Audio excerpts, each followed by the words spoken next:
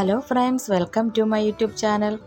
ഇന്ന് ഞാനൊരു ഈസിയും ടേസ്റ്റി ആയിട്ടുള്ള ബ്രെഡ് പുഡിങ്ങിൻ്റെ റെസിപ്പിയാണ് ഇവിടെ കാണിക്കാൻ പോകുന്നത്. മെയിനായിട്ട് വേണ്ടത് ബ്രെഡാണല്ലോ. ഒരു 6 പീസ് ബ്രെഡ് എടുക്കുക, അതായത് 6 എണ്ണം. 1 കപ്പ് പാലെടുക്കുക, നല്ല മുഴുത്ത കൊഴുപ്പുള്ള പാൽ തന്നെ എടുക്കുക. 2 ടേബിൾ സ്പൂൺ കസ്റ്റേർഡ് പൊടി എടുക്കുക. 1 ടീസ്പൂൺ വാനില എസൻസ് എടുക്കുക.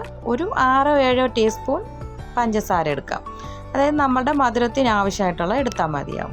ഈ ബ്രെഡിന് നമുക്ക് ആദ്യം ഒന്ന് ചെറിയ പീസായിട്ട് മുറിച്ച് വെച്ചിട്ട് എണ്ണയിലിട്ടൊന്ന് നല്ലതായിട്ട് മൊരിച്ചെടുക്കാൻ പാടൊന്നുമില്ല കേട്ടോ. ബ്രെഡ് പെട്ടെന്ന് തന്നെ മൊരിഞ്ഞു വരുന്നതാണ്. ഒരു ഈസി റെസിപ്പിയാണ്. കസ്റ്റേർഡ് പൗഡറിനെ നമുക്ക് തിളപ്പിച്ച പാലിലോട്ട് ഒഴിക്കാം. അപ്പോൾ കസ്റ്റേർഡ് പൗഡർ നേരിട്ട് തന്നെ ഒഴിച്ചാൽ പെട്ടെന്ന് കട്ട പിടിച്ച് പോകുന്നതാണ്. അതുകൊണ്ട് ഇത്തിരി പാലിൽ അതിനെ കലക്കി യോജിപ്പിച്ചതിന് ശേഷമാണ് ഇതിലോട്ട് ഒഴിക്കുന്നത്.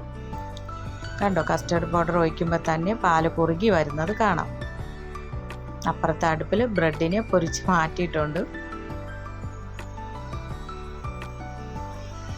കണ്ടോ, നല്ല കളറുള്ള കസ്റ്റേർഡ് പൗഡറാണ്. 1 ടീസ്പൂൺ വാനില എസൻസ് ഒഴിക്കാം. എനിക്ക് അളവ് അറിയാമെന്നുള്ളതുകൊണ്ട് അങ്ങനെ ഒഴിച്ചെന്നേ ഉള്ളൂ. നിങ്ങൾ ആദ്യമായിട്ട് ചെയ്യുന്നവരാണെങ്കിൽ അളന്നൊഴിക്കാവുന്നതാണ്. ഇത് നട്ട്സ് പൗഡറാണ്. ഞാൻ എന്തെങ്കിലും ആവശ്യത്തിന് നട്ട്സ് പൊടിച്ച് വയ്ക്കുന്നതാണ്. അത് കഴിഞ്ഞതിന് ശേഷം ഇത് നമുക്കൊന്ന് സെറ്റ് ചെയ്യാം. ഒരു ട്രേ എടുക്കുക. ട്രേയിലോട്ട് ഈ ബ്രെഡ് നിരത്തി വയ്ക്കുക, യോജിപ്പിച്ച് വയ്ക്കുക. ഇടയില്ലാതെ ബ്രെഡ് നിരത്തി വയ്ക്കുക. സാധാരണ ബ്രെഡ് പുഡിങ് എല്ലാവരും ഉണ്ടാക്കുന്നത് ഫ്രഷ് ബ്രെഡിലായിരിക്കും. അതിനെ പാലിത്തിരി മുക്കിയതിന് ശേഷം ഇങ്ങനെ സെറ്റ് ചെയ്യലാണ്. പക്ഷേ ഇങ്ങനെ ഒന്ന് ഫ്രൈ ചെയ്ത് ഉണ്ടാക്കി നോക്കുക, അതിൻ്റെ ഒരു ടേസ്റ്റ് വേറെ തന്നെയായിരിക്കും. ആദ്യത്തെ ലെയർ നമുക്ക് സെറ്റ് ചെയ്യാം. ഈ കസ്റ്റേർഡ് അതിലോട്ട് ഒഴിച്ചു കൊടുക്കുക. ഇടയ്ക്ക് നട്ട്സ് വിതറി കൊടുക്കുക. ഈ നട്ട്സും ഈ ബ്രെഡും എല്ലാം ഈ പുഡിങ്ങിൽ കടിക്കാൻ കിട്ടുമ്പോൾ തന്നെ ഒരു പ്രത്യേക ടേസ്റ്റാണ് കേട്ടോ.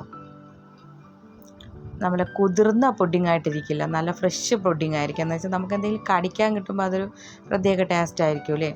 ഇനി രണ്ടാമത്തെ ലെയർ സെറ്റ് ചെയ്യാം. ബാക്കിയുള്ള ബ്രെഡിനെ മൊത്തം നിരത്തി വയ്ക്കാം.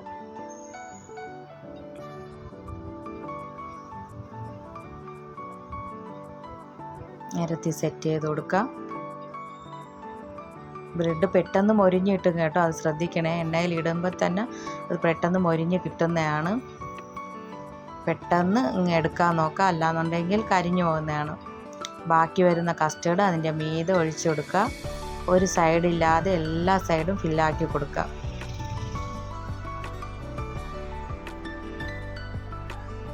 മധുരം നിങ്ങൾക്ക് ആവശ്യത്തിന് ഇടാവുന്നതാണ് കേട്ടോ. മധുരം കുറച്ച് വേണ്ടവർക്ക് കുറച്ചിടാവുന്നതാണ്. 2 ലെയറായിട്ട് സെറ്റ് ചെയ്ത് നട്ട്സ് പൗഡറും ബാക്കി ഇരുന്നതും കൂടെ മീതെ വിതറി കൊടുക്കുക. എന്നിട്ടിതിനെ നമുക്ക് ഫ്രീസറിലോട്ട് വെക്കാം. ഒരു 2 മണിക്കൂർ സെറ്റ് ചെയ്യാൻ വയ്ക്കാം. 1 മണിക്കൂർ വെച്ചാലും മതിയാവും. 2 മണിക്കൂർ വെച്ച് കഴിഞ്ഞാൽ കുറച്ചിട്ട് ടേസ്റ്റ് കിട്ടുന്നതാണ്. ഇത് ഫ്രീസറിൽ നിന്ന് എടുത്ത ബ്രെഡ് പുഡിങ് റെഡി ആയിട്ടുണ്ട്. കണ്ടോ, കാണാൻ തന്നെ നല്ല ഭംഗിയുണ്ടല്ലേ. നല്ല ടേസ്റ്റുമാണ് കഴിക്കാൻ വേണ്ടിയിട്ട്. ഇതിൻ്റെ മീതെ ഞാൻ ഫ്രഷ് ക്രീമാണ് ഒഴിച്ചു കൊടുക്കുന്നത്. വിപ്പിംഗ് ക്രീം ഉള്ളവർക്ക് വിപ്പിംഗ് ക്രീം ലെയറായിട്ട് ഒഴിച്ചു കൊടുക്കുന്നതാണ്. പക്ഷേ എൻ്റെ കയ്യിൽ ഫ്രഷ് ക്രീം ഉണ്ടായതുകൊണ്ട് ഫ്രഷ് ക്രീം ഒഴിച്ചു കൊടുത്തു. ഏതായാലും ടേസ്റ്റാണ് കേട്ടോ. ഇത് ഈ സ്റ്റെപ്പില്ലാതെ തന്നെ കഴിക്കാവുന്നതാണ്. പക്ഷേ ഫ്രഷ് ക്രീം കൂടെ ഒഴിക്കുമ്പോൾ കുറച്ചുകൂടെ ടേസ്റ്റ് വരുന്നതാണ്. കണ്ടോ, പുഡിങ് കറക്റ്റ് ആയതുകൊണ്ടാണ് ഇങ്ങനെ സ്റ്റെപ്പായിട്ട് ഇളകി വരുന്നത്.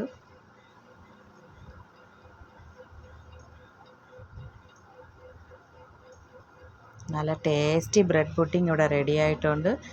എൻ്റെ റെസിപ്പി ഇഷ്ടമാകുന്നുണ്ടെങ്കിൽ എൻ്റെ ചാനലൊന്ന് സബ്സ്ക്രൈബ് ചെയ്യുക, ലൈക്ക് ചെയ്യുക, ഷെയർ ചെയ്യുക.